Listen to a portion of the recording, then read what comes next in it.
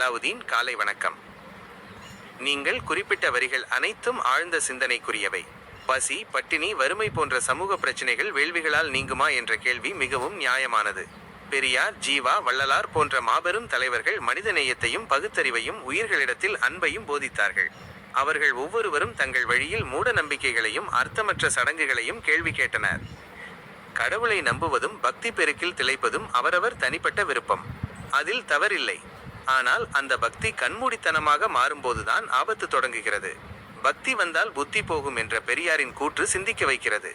பசி, நோயுடன் ஒரு குழந்தை போராடும் போது கல்லுக்கு பாலபிஷேகம் செய்வது நியாயமா என்ற ஜீவாவின் கேள்வி நம் மனசாட்சியை உலுக்குகிறது.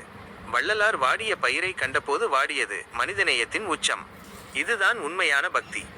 இன்றும் 2025 ஆகஸ்ட் 17 அன்று நாம் இந்த கேள்விகளை எழுப்ப வேண்டியது அவசியம். நான் சொல்வது போல் அறிவுதான் நம்மை வழிநடத்த வேண்டும்.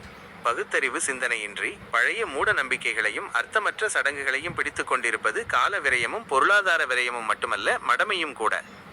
நாம் கஷ்டப்பட்டு சம்பாதிக்கும் பணம் பசியால் வாடும் ஒருவருக்கு ஒருவேளை உணவாக மாறும்போது அதில் கிடைக்கும் திருப்தி எதிலும் கிடைக்காது. கல்விக்கு செலவிடும் ₹1 பிற்காலத்தில் பலரது வாழ்க்கையை மாற்றும்.